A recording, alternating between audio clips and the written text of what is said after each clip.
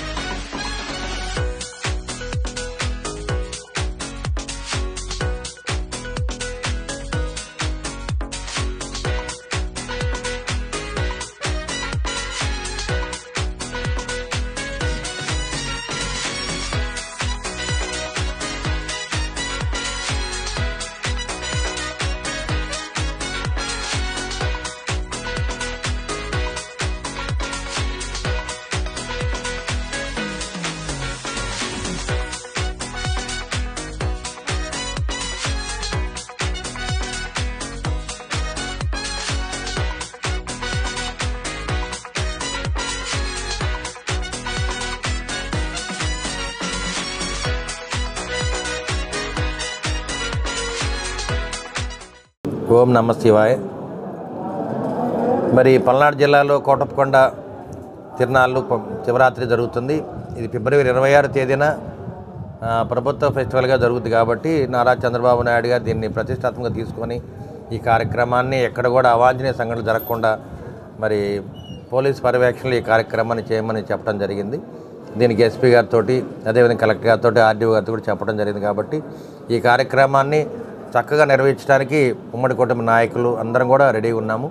అదేవిధంగా మరి state festival కాబట్టి చంద్రబాబు నాయుడు గారు కోటప్పకొండకి దాదాపు 30 లక్షల రూపాయల నిధులు మంజూరు చేస్తామని చెప్పడం జరిగింది. అదేవిధంగా మన పవన్ కళ్యాణ్ గారు కూడా కొత్తపల్లి నుంచి కోటప్పకొండ వెళ్ళే రోడ్డు దానికి 4 కోట్ల రూపాయలు శాంక్షన్ చేయడం జరిగింది. ఈ ఎమ్మెల్సీ కోడ్ ఉండటం వల్ల ఆ రోడ్డుని మేము ప్రస్తుతానికి గ్రావెల్ రోడ్డుగా బాగు చేస్తున్నాము.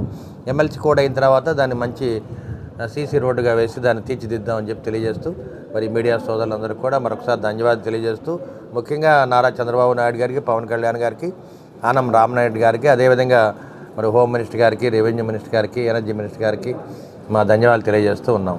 పల్నాడు జిల్లా కేంద్రమైన నర్సరావుపేట ప్రభుత్వ area వైద్యశాలని Andhra Pradesh director of secondary health officer doctor సిరి ఆకస్మిక తనిఖీ చేశారు. ఆసుపత్రిలోని క్యాజువాలిటీ వార్డులు సదుపాయాలను పరిశీలించారు. వైద్య సేవలు, డాక్టర్స్, సిబ్బంది పనితీరు, సమయపాలనపై రోగుల్ని వివరాలు అడిగి తెలుసుకున్నారు. మురుగుదొడ్లు శుభ్రంగా లేవని, నర్సులు అందుబాటులో లేరని రోగులు అధికారికి ఫిర్యాదు చేశారు. చిన్నపిల్లల వైద్య విభాగంలో సరైన వసతులు లేకపోవటాన్ని గమనించిన ఆమె పాత ఆసుపత్రి నుంచి లింగంగుంట్ల ఆసుపత్రికి దాన్ని తరలించమని సూపరింటెండెంట్ ని ఆదేశించారు. ఈ సందర్భంగా director of secondary health officer మాట్లాడారు. అవుట్ పేషెంట్ కౌంటర్లు తక్కువగా ఉండటంతో రోగులు ఎక్కువ సమయం నిరీక్షించాల్సి వస్తుందని చెప్పారు. ఓపీ కౌంటర్ సంఖ్యను పెంచాలని ఆదేశించారు. ప్రతి రోగితో కనీసం 10 నిమిషాల పాటు సమయం గడుపుతూ వైద్యులు వారి ఆరోగ్య సమస్యలను తెలుసుకోవాలని అన్నారు. అలాగనే కేస్ షీట్లో వివరాలు నమోదు చేయడంలో అలసత్వం కనిపించిందని చెప్పారు. వైద్యులు, స్టాఫ్ నర్సుల పోస్టుల్ని ప్రభుత్వం భర్తీ చేయాల్సి ఉందని అన్నారు. గర్భిణీలకి వైద్యులు అందుబాటులో లేని వైద్యులతో వీడియో కాల్స్ ద్వారా స్టాఫ్ నర్సులు చికిత్స అందిస్తున్నారని చెప్పారు. తమ దృష్టికి వచ్చిన అన్ని ఆరోపణలపై విచారించి చర్యలు తీసుకుంటామని అన్నారు. రాష్ట్ర ప్రభుత్వం సదరన్ సర్టిఫికేట్స్ పై ప్రత్యేక దృష్టి పెట్టిందని, రీవెరిఫికేషన్ సరైన పద్ధతిలో చేస్తున్నామని అన్నారు. గతంలో తప్పుడు ధృవపత్రాలు జారీ చేసిన డాక్టర్లపై చర్యలు తీసుకోలేదని, ఒకవేళ అలా తీసుకోవాల్సి వస్తే ఎక్కడ కూడా డాక్టర్లు మిగలనని తెలిపారు. ఫేక్ సదరన్ సర్టిఫికేట్స్ తీసుకున్న వారికి 2 ఏళ్ల పాటు జైలు శిక్ష, ₹1,00,000 జరిమానా విధించాల్సి వస్తుందని అన్నారు.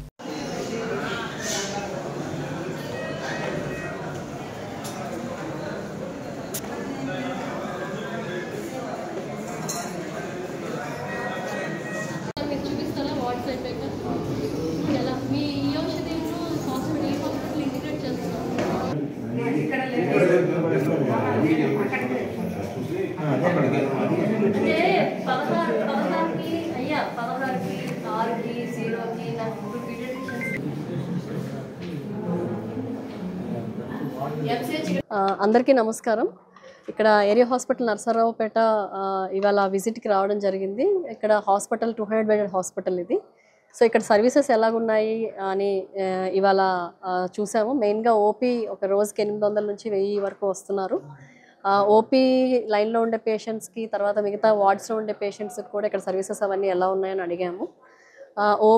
తర్వాత ఏబిడిఎం మెయిన్గా మనకి ఇప్పుడు మీ అందరికీ తెలుసు, ఏబిడిఎం దీంట్లో ఈ హాస్పిటల్ అనే ఒక ఇది వచ్చింది, ఒక మెకానిజం. దాంట్లో మెయిన్గా ఏంటంటే ఒక పేషెంట్ ఒక ఐడి ఇస్తారు. పేషెంట్కి ఐడి ఇచ్చిన తర్వాత అతని హెల్త్ రికార్డ్ అంతా కూడా మనకి మన ఎలక్ట్రానిక్ ఫామ్లో స్టోర్ అయి ఉంటుంది. సో రేపొద్దున్న ఎక్కడైనా అతను వెళ్ళినా కూడా ఈ పేషెంట్ తాలూకా డీటెయిల్స్ ఏంటి అన్నీ కూడా చూపిస్తారు.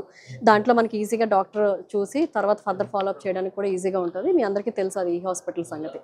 సో ఈ హాస్పిటల్ ఎలాగో ఇక్కడ జరుగుతుంది, అసలు ఓపీ దగ్గర ఎన్ని కౌంటర్స్ పెట్టారు, వీళ్ళకి రోజు ఒక 800 నుంచి 1000 ఓపీ వస్తున్నప్పుడు అట్లీస్ట్ 5 కౌంటర్లు పెట్టాలి. బట్ ఇక్కడ ఒక 2 కౌంటర్లే పెట్టారు. సో అగైన్ నేను ఇప్పుడు మళ్ళీ చెప్పాను సూపరింటెండెంట్ గారికి, మొత్తం కౌంటర్స్ ఒకటి పెంచాలి. ఎందుకంటే ఓపీ లైన్లో ఎక్కువసేపు పేషెంట్స్ వెయిట్ చేయకుండా ఉండడం కోసం కౌంటర్స్ మనం పెంచాలి. అది ఒకటి. అలాగే ఇక్కడ నుంచి డాక్టర్స్ దగ్గరికి వెళ్ళేటప్పుడు ఆ యారో మార్క్స్ అవన్నీ ఉన్నాయా, చాలామంది చదువుకొని పేషెంట్స్ కూడా వస్తారు, వాళ్ళందరికీ కూడా ఓపీ టోకెన్ అంటే ఆ ఐడి నెంబర్ ఇచ్చిన తర్వాత ఎక్కడికి వెళ్ళాలి అనేది తెలియాలి. కాబట్టి అక్కడ అన్ని యారో మార్క్స్ అవన్నీ పెట్టారా, సైన్ బోర్డ్స్ పెట్టారా, అవి ఎలాగ ఇంప్రూవ్ చేయాలి, నెంబర్ బట్టి ఈ పేషెంట్ అక్కడ ఓపీకి ఎలాగ వెళ్ళాలి, మనకి ఎలాగ హెల్ప్ అవుతుందని చెప్పి అది కూడా ఇంప్రూవ్ చేయమని చెప్పడం జరిగింది. ఇదే కాకుండా డాక్టర్స్ కూడా పేషెంట్స్ని చూసేటప్పుడు కొన్ని దగ్గర కౌచ్ పెట్టట్లేదు. కంపల్సరీగా డాక్టర్ ఒక పేషెంట్ని చూడాల్సి వచ్చినప్పుడు కనీసం లేదని ఒక 10 నిమిషాలు పేషెంట్తో గడపాలి మినిమం. సో అది ఇన్స్పెక్షన్, పాల్పేషన్, పర్కేషన్ ఇవన్నీ ప్రాసెస్ అన్నీ ఉంటాయి కాబట్టి కౌచ్ కంపల్సరీ పెట్టాలి. ముఖ్యంగా general medicine, general surgery, gynaec ఈ ఓపీస్లో అయితే. సో ఆ కౌచ్ కూడా ఒక దగ్గర పెట్టారు, ఒక దగ్గర పెట్టలేదు, అది కూడా పెట్టమని చెప్పాము. అలాగే డిఆర్పి పీజీస్ ఇక్కడ ఉన్నారు. డిఆర్పి పీజీస్ చాలామంది ఉన్నారు కాబట్టి వాళ్ళని యూటిలైజ్ చేసుకొని మనకి ఈ హాస్పిటల్లో ఈ పేషెంట్స్ తాలూకా హెల్త్ రికార్డ్స్ ఎంటర్ చేయడం ఒకటి. హెల్త్ రికార్డ్ ఎంటర్ చేసేటప్పుడు వీళ్ళకి వచ్చే ప్రాబ్లమ్స్ ఏంటి, దాన్ని ఇంకా ఇంప్రూవ్ చేయడానికి ఏం చేయాలి అని చెప్పి డిస్కస్ చేయడం జరిగింది. నర్సరావుపేట LAFSN కళాశాల బాయ్స్ హాస్టల్ గ్రౌండ్లో సంగీత సాయంత్రం కార్యక్రమాన్ని LAF ఐజాక్ ఆధ్వర్యంలో వైభవంగా నిర్వహించడం జరిగింది. ముఖ్య అతిథిగా హాజరైన ఎమ్మెల్యే అరవింద బాబు సందేశం ఇచ్చారు. శ్రీలేఖ, హన్నా విమల్, హెప్సీ, ఏంజల్ వంటి ప్రతిభావంతులైన గాయకులు తమ గాన మాధుర్యంతో ప్రేక్షకుల్ని మంత్రముగ్ధుల్ని చేశారు. బ్రదర్ శామ్, బండి నైసిల్, సూర్యప్రకాష్, సురేష్, సనత్పనాలు సంగీతంతో ఈ వేడుకని ఉల్లాసంగా మైమరిపింపచేశారు.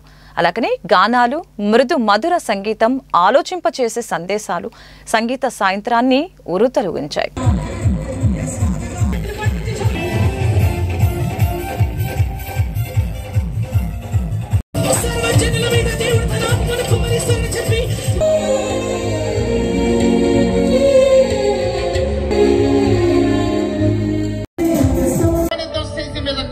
మన నాయకుల కోసం మనం ప్రార్థన చేయవలసిన బాధ్యత దేవుడు మన మీద పెట్టినాడు.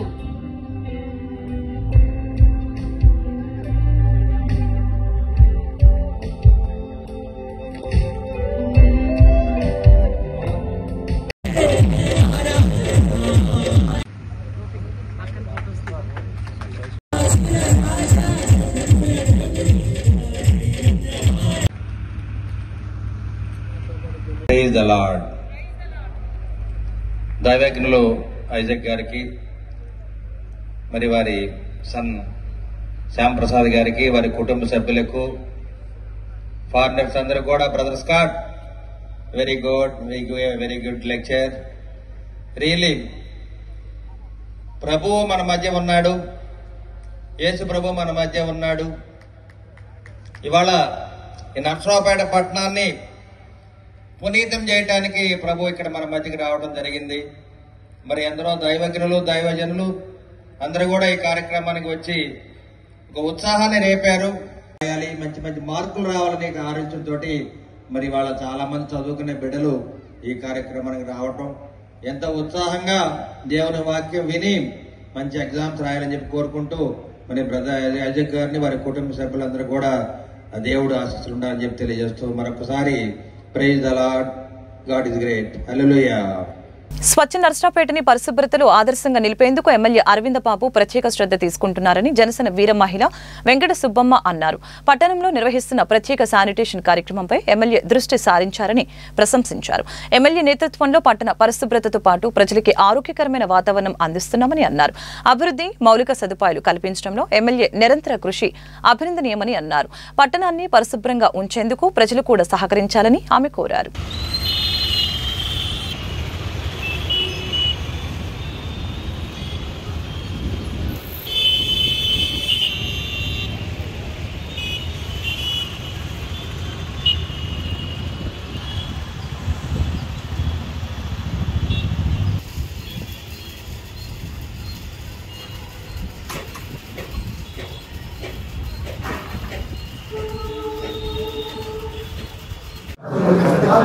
అందరికీ నమస్కారం అండి.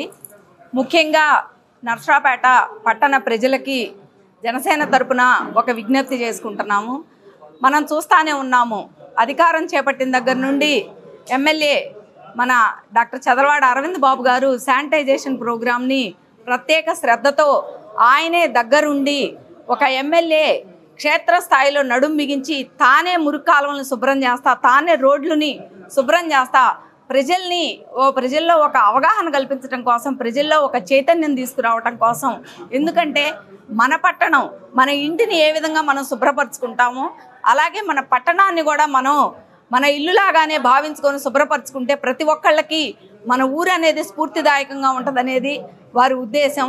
ఖచ్చితంగా అరవింద్ బాబు గారి ఆశయాన్ని ప్రజలందరూ గమనించి మరి ఏదైతే ఆయన స్వచ్ఛ నర్సరావుపేట కోసం కష్టపడుతున్నారో, ప్రజలందరినీ చైతన్యవంతులుగా చేసి ముందుకు తీసుకెళ్లాలనుకుంటున్నారో, మరి దాన్ని ప్రజలు కూడా అర్థం చేసుకొని ప్రతి షాపు ముందు డస్ట్బిన్లు ఖచ్చితంగా మెయింటైన్ చేయటం, చెత్తని మరి బాధ్యతారాహిత్యంగా రోడ్ల మీద విసరటం కాకుండా చెత్త కుండీల్లో వేయడం, ఇటువంటి విషయాల్లో కాస్త ప్రజలు కూడా అర్థం చేసుకొని ఎమ్మెల్యే గారికి సహకరించాలని, అట్లా మనందరం సంపూర్ణంగా సహకరించుకుంటేనే ఆయన చేపట్టినటువంటి కార్యక్రమానికి మరి సక్సెస్ఫుల్గా ముందుకెళ్లిద్దనే విషయాన్ని మేము మనవి చేసుకుంటున్నాము. 2019లో సామాజిక మాధ్యమాల్లో వైకాపా ప్రభుత్వ విధానాలని ప్రశ్నిస్తూ పోస్టులు పెడుతున్నారని చిలకలూరిపేట నియోజకవర్గ ఐటీడీపీ అధ్యక్షులు పిల్లి కోటేశ్వరరావుని అప్పుడు పోలీసులు అక్రమంగా నిర్బంధించారు. 5 రోజుల పాటు చిలకలూరిపేట పట్టణ పోలీస్ స్టేషన్లో పెట్టి చిత్రహింసలకి గురి చేసినట్లు బాధితుడు కోటేశ్వరరావు ఆరోపించారు. ఈ సంఘటనపై అధికార వైకాపా నేతల్ని కాదని ఫిర్యాదు తీసుకునేందుకు ఆనాటి పోలీసు ఉన్నతాధికారులు ధైర్యం చేయలేదని, రాష్ట్రంలో కూటమి ప్రభుత్వం ఏర్పడిన తర్వాత పోలీసు అధికారులకి విన్నవించినా న్యాయం జరగలేదని చెప్పారు. హైకోర్టును ఆశ్రయించడంతో మాజీ మంత్రి చిలకలూరిపేట వైకాపా ఇన్ఛార్జ్ విడతల రజనీతో పాటు ఆమె పిఏలు దొడ్డ రామకృష్ణ, ఫణీంద్ర, అప్పటి సీఐ సూర్యనారాయణపై కేసు నమోదుకి ఆదేశాలు జారీ చేసింది. 2 వారాల్లోగా కేసు నమోదు చేసి ఆ వివరాలు తమకు పంపాలని పల్నాడు పోలీసులను హైకోర్టు ఆదేశించిందని బాధితుడు కోటేశ్వరరావు మీడియా సమావేశంలో తెలిపారు. అందరికీ నమస్కారం. నా పేరు పిల్లి కోటేశ్వరరావు, పిల్లి కోటి అంటారు. నేను చిలకలూరుపేట తెలుగుదేశం పార్టీ నాయకులుగా పనిచేస్తాను. ఐటీడీపీ నియోజకవర్గ అధ్యక్షుడిగా పనిచేస్తాను. ఆ రోజున గత గవర్నమెంట్, వైసీపీ గవర్నమెంట్ విధానాలని ప్రశ్నించినందుకు, సోషల్ మీడియాలో పోస్టులు పెట్టినందుకు గాను నేను తెలుగుదేశం పార్టీలో యాక్టివ్గా పనిచేస్తానని విడుదల రజని ఒక కక్షపూర్తంగా కక్ష తీర్చుకునే విధంగా నన్ను అక్రమ కేసులు గురి చేసి అక్రమంగా 5 రోజులు నిర్బంధించి విశిక్షణారహితంగా కొట్టి, ఆ కొట్టినది వీడియో కాల్లో సిఐ సూర్యనారాయణ విడుదల రజనీకి చూపించారు. ఆ రోజు ఎమ్మెల్యే, తర్వాత మంత్రి అయింది, ఇప్పుడు మాజీ మంత్రి అయింది. కానీ ఆ తర్వాత అదే స్టేషన్లో వాళ్ళ పిఏ రామకృష్ణ, ఫణీంద్ర కుమార్ అనే వాళ్ళు వచ్చి నా మీద థమ్సప్ తాగి థమ్సప్ కూడా పూసిన పరిస్థితి. ఆ రోజు అంతా అవమానకరంగా చేశారు. ఆ రోజున కేసు కట్టమని నేను ఏ ఆఫీసర్ దగ్గరికి వెళ్ళినా వాళ్ళకిచ్చే పరిస్థితి లేదు.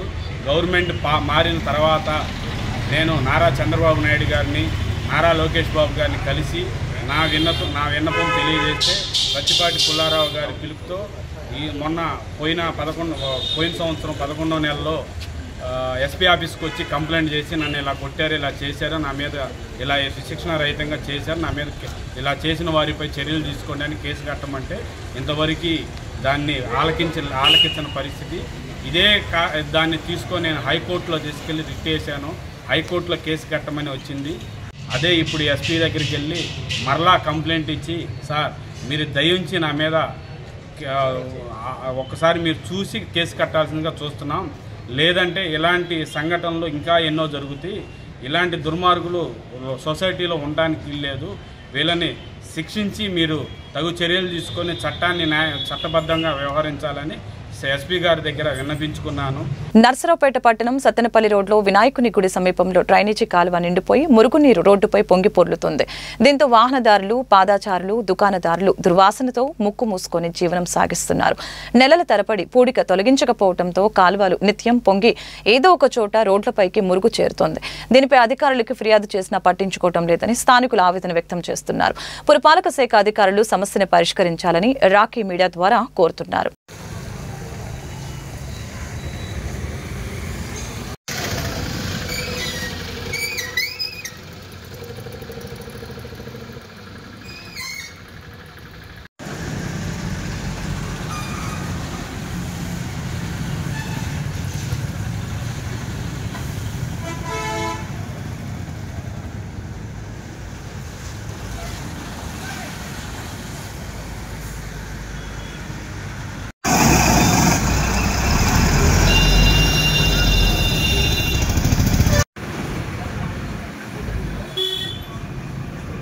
ఛత్తీస్గఢ్ రాష్ట్రంలో బీజాపూర్ జిల్లా కోర్చాలి తోడ్కా గ్రామాల మధ్య ఈ నెల 1వ తేదీన జరిగిన ఎన్కౌంటర్లో 8 మంది మరణించారని, మరికొందరు ప్రాణాపాయ స్థితిలో ఉన్నట్లు వార్తలు రావడం ఆందోళన కలిగిస్తుందని ప్రజా సంఘాల నేతలు అన్నారు.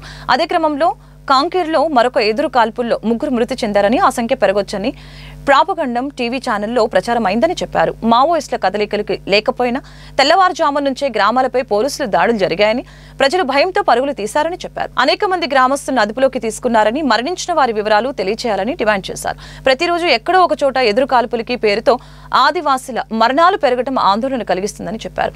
అత్యున్నత న్యాయస్థానాన్ని జోక్యం చేసుకోవాలని కోరుతున్నామని చెప్పారు. నర్సరావుపేట బస్టాండ్ సెంటర్లో నిర్వహించిన నిరసన కార్యక్రమంలో పీడీఎం జిల్లా అధ్యక్షులు షేక్ మస్తాన్ వల్లి, జిల్లా కార్యదర్శి రామకృష్ణ, సీనియర్ నాయకులు వై వెంకటేశ్వరరావు, నల్లపాటి రామారావు, పౌర హక్కుల సంఘం జిల్లా జాయింట్ సెక్రటరీ చికినం చిన్న బీసీ నాయకులు బాదుగున్నల శ్రీనివాసరావు పాల్గొన్నారు. భారతదేశంలో హిందూ మతోన్మాద ఫాసిస్ట్ భావజాలంతో అధికారానికి వచ్చినటువంటి ఉన్మాదులు, హంతకుడైనటువంటి గుజరాత్లో సుమారు 3,000 మంది దాకా ఊసకోత గోయించి ఉన్నతమైన పదవి అధిరోహించిన భారత ప్రధాని నరహంతక నరేంద్ర మోడీ అచ్చోసిన ఆపుతెద్దులాగా అమిత్ షా అడవి మీద పడి ఆదివాసీ బిడ్డలపై మారణకాండ సృష్టిస్తున్నటువంటి ఈ దశని పౌర హక్కుల సంఘంగా మేము ఖండిస్తున్నాం.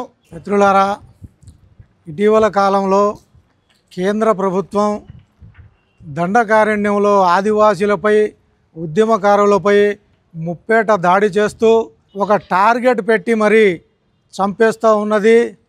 ఇది చాలా శోచనీయం. సుప్రీంకోర్టు కూడా ఈ విషయాన్ని పరిగణనలోకి తీసుకొని విచారించాలని చెప్పేసి ప్రజా సంఘాలుగా విజ్ఞప్తి చేస్తూ ఉన్నాం. కేంద్ర ప్రభుత్వం ఆదివాసీల మీద ముఖ్యంగా రాకెట్ల లాంచర్లు, అదేవిధంగా అనేక అధునాతన ఆయుధాలతో దాడి చేసి చంపుతూ ఉన్నాయి. ముఖ్యంగా మేము ఒకటే తెలియజేస్తున్న ప్రజా సంఘాలుగా ఆదివాసీల మీద దాడులు నిలుపుదల చేయాలని, అక్కడ ఉన్న పోలీస్ క్యాంపులు ఎత్తివేయాలని, మరి పోలీసు అదుపులో ఉన్న ఆదివాసీలను వెంటనే విడుదల చేయాలని తెలియజేస్తూ, ముఖ్యంగా ఎవరైతే ఎన్కౌంటర్లో పోలీసు అధికారులు పాల్గొన్నారో వాళ్ళందరి మీద కూడా మరి ఆ కేసు పెట్టాలని కూడా సుప్రీంకోర్టు కూడా ఒక జడ్జిమెంట్ ఇచ్చింది. గీతా కులాలకి రిజర్వ్ చేయబడిన మద్యం దుకాణాల్లో ఇతరులు జోక్యం చేసుకుంటే సహించబోమని గౌడ సంక్షేమ సంఘం రాష్ట్ర అధ్యక్షులు యమ మురళీ గౌడ్ హెచ్చరించారు. పల్నాడు జిల్లా మాచర్ల నియోజకవర్గంలో కల్లు గీతా కులాలకి రిజర్వ్ చేయబడిన దుకాణాన్ని దక్కించుకునేందుకు ఇతరులు బెదిరింపులకి పాల్పడటంపై మురళీ గౌడ్ తీవ్ర అసహనం వ్యక్తం చేశారు. గీతా కార్మిక కులాలకి సప్లిమెంటరీ క్యాస్ట్ సర్టిఫికేట్ జారీ కాకుండా రాజకీయ నేతలు అడ్డుకుంటున్నారని ఆయన ఆరోపించారు. నమస్కారం అండి, నా పేరు యామా మురళీ గౌడ్, బీసీ సంక్షేమ సంఘం పల్నాడు జిల్లా అధ్యక్షుడు మరియు గౌడ సంక్షేమ సంఘం రాష్ట్ర అధ్యక్షులుగా ఉన్నాను. ఈ రోజు మీ ముందుకు రావడానికి గల కారణం, ఇటీవల రాష్ట్ర ప్రభుత్వం గీత కులాలకి 10% రిజర్వేషన్ కల్పించి గీత కులాలని ఆర్థిక చైతన్యం కల్పించాలని యొక్క మంచి ఆలోచనతో ముందుకు రావడం జరిగింది, ఇవ్వటం జరిగింది.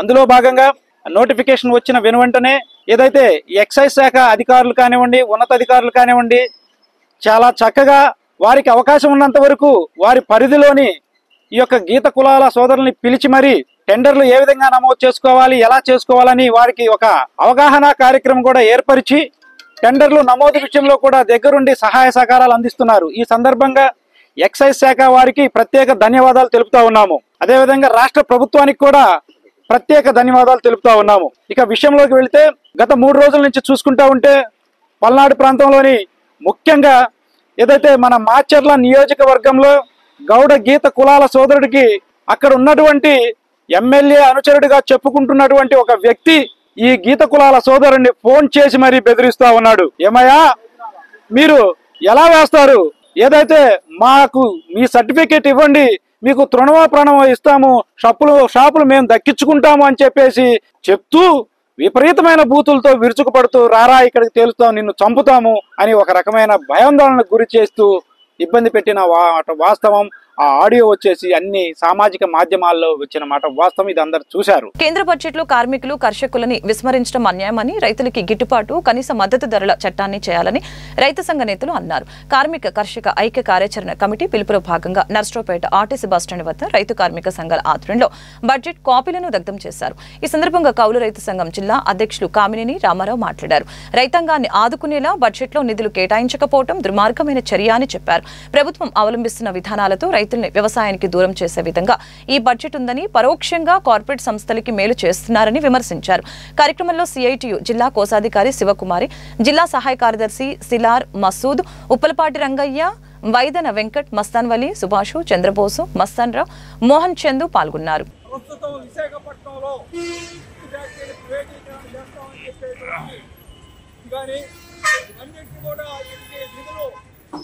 ఏదో కొంత మన మధ్య విశాఖపట్నం స్టీల్ కేటాయించారు, కానీ అది ప్రధానంగా జైల్లో విలీనం చేయాలనేటువంటి డిమాండ్ ఒకటి.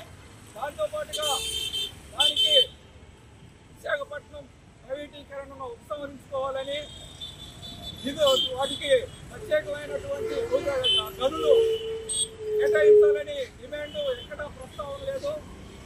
దాంతోపాటుగా కూడా అనేక కేంద్ర విశ్వవిద్యాలయాలు రాష్ట్రంలోకి నెలకొల్పుతామని చెప్పి ఆనాడు విభజన హామీల్లో ఉన్నటువంటి ఏది కూడా ఒకటి కూడా నిధులు కేటాయించలేదు. మరి దాంతోపాటు అనేక రంగాలకి వ్యవసాయ రంగాన్ని ప్రధానంగా విస్మరించారు. అన్ని రంగాలకు కూడా నిధులు కేటాయింపు మరింత తక్కువగా కేటాయించినటువంటి పరిస్థితి. కనుక ఈ బడ్జెట్కు వ్యతిరేకంగా దేశవ్యాప్తంగా కూడా అన్ని ప్రజా సంఘాలు, పార్టీలు కూడా